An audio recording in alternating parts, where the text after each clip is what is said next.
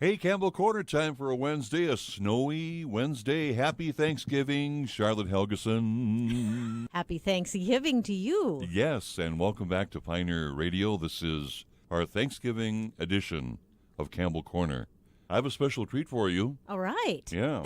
We have music and performed by yours truly and Mark Johnson of Pioneer Radio up in Thief River. All right. We got together, and Mark is on the guitar, Glenn Broggett on the banjo, and yours truly on the fiddle as we perform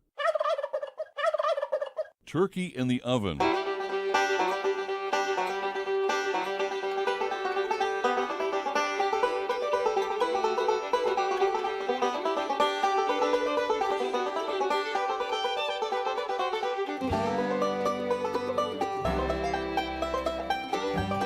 Now, when we think of Thanksgiving, we think of turkey. Do you have turkey every Thanksgiving, roughly, normally? No? Well, a lot of the time, yes. Yeah. I don't like turkey, never have. Puts me in a foul mood. Oh, It does. Oh, dear. Never liked it. Great-grandma liked pheasant. Pheasant Right. for Thanksgiving. Yeah. I knew of a guy that ate octopus on Thanksgiving. Oh. That was a special treat one time a year. Well. He had octopus for Thanksgiving. I prefer lasagna. Yummy. Well, we've talked about it in the past on this very show about the history of Thanksgiving and Yes. the story behind it, where it came from, that it's a national holiday. So I'm going to leave it at that and add there are some really amazing books at the library that will give you the pictures, that will tell you about the woman who actually pushed and pushed and pushed. And with her very hard work, with lots of resistance, it became a national holiday. Because it's a national holiday, other countries have Thanksgiving days also, but not necessarily the same time that we do. That's very true. Our neighbors to our north here, Canada, they celebrate Thanksgiving Day in October. Yes. Yeah. Have you been thankful? Can you be thankful? What are you thankful for? Why should you be thankful? Why should you be There thankful? you go. All very good points. Yes. And I would like to just hop around the entire earth and go from Thanksgiving Day to Thanksgiving Day in the different parts of the world. Hey, that's a great idea. I like that. So the history of it isn't just ours. It's the entire world. It's flavor, Yes. which is important on Thanksgiving. Like you say, everybody eats turkey at Thanksgiving.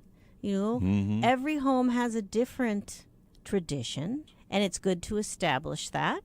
It's good to follow through on it. And then when those children marry and you get some son-in-laws and daughter-in-laws, sometimes those traditions have to change. That's the way life goes. Right. I have a son-in-law who has a birthday right next to Thanksgiving. I did a little investigation when I should have been doing more of the historical investigation into Thanksgiving. Yes. I became curious about our collection and how it's geared toward Thanksgiving. You type the word in Thanksgiving just as a simple keyword, you will come up with 99 items in our collection. The majority in easy and easy nonfiction. Now, is that because when we're adult we think we have it all figured out? Some do. Or have we changed our approach? Or they think they do. Now, That's true. Good point.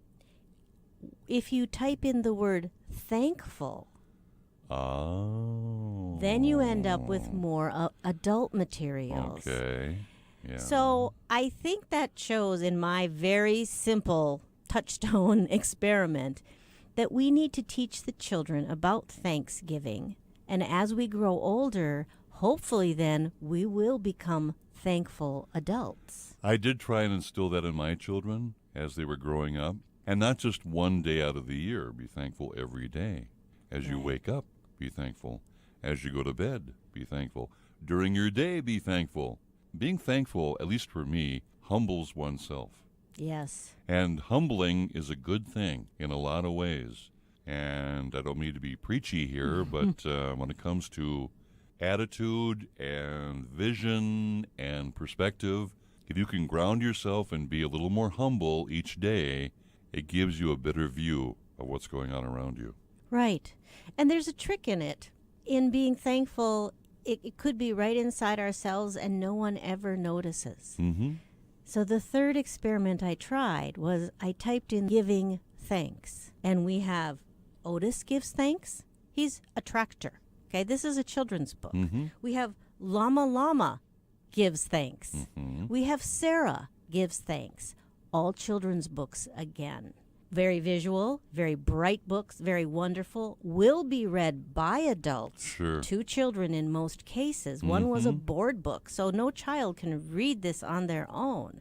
And yet, I didn't find an adult book that mentioned directly giving thanks. I see a project for you down the road. It was fascinating. Seriously, there seems to be a void there. You're discovering this void and knowing how articulate you are. And I know for a fact you're a very good writer, composer. I can see a project for you down the road when you have extra time, whatever that is. Yes. A very, very busy person over here. Now, you brought a book along with you, too. I did bring a book, and it's not directly related to Thanksgiving if you look up the words. This did not come from my search, but it's called Dirt on My Shirt. I like the title, by the way. And it's by Jeff Foxworthy. Oh, a lot of people will recognize that name. Mr. So Redneck. Okay. We're thinking comedic. Mm-hmm. But something that we can be thankful for and oftentimes grumble about, family. Oh, yeah. So just 3 little poems I'm going to read about family members, and then one special one I'm going to donate to Mr. West. Okay. We have Uncle Mo.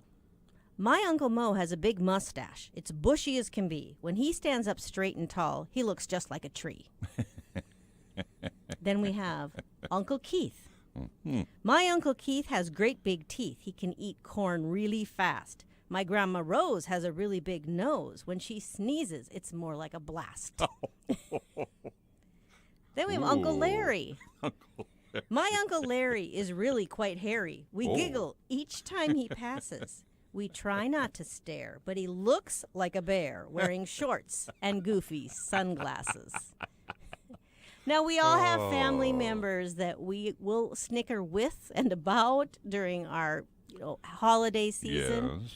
But the one that I want to dedicate to Mr. West, knowing that you have mentioned having a grandson, this one's called Granddaddy. Oh, okay. It sounds kind of sappy, but it makes me happy to sit in my granddaddy's lap. He tickles, I giggles, and wiggles like crazy. And sometimes we just like to nap. You know me too well. You know me way too well here. But isn't that fun? I mean, how many times on Thanksgiving has a little one ended up in a lap of someone they love and trust just gone for the nap? That fits. Thank you. Thank you. Thank you. That fits. That's wonderful.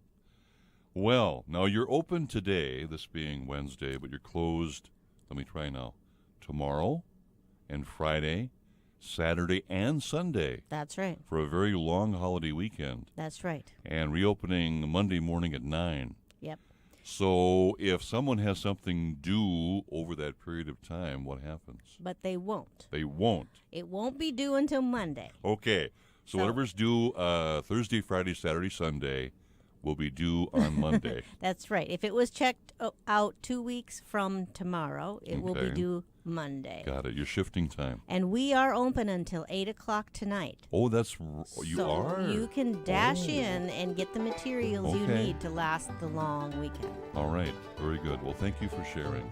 You are very welcome. All right. Happy Thanksgiving. Happy Thanksgiving. And happy Thanksgiving to our listeners, too. Campbell Corner back again next Wednesday in the Christmas season from Pioneer 90.1.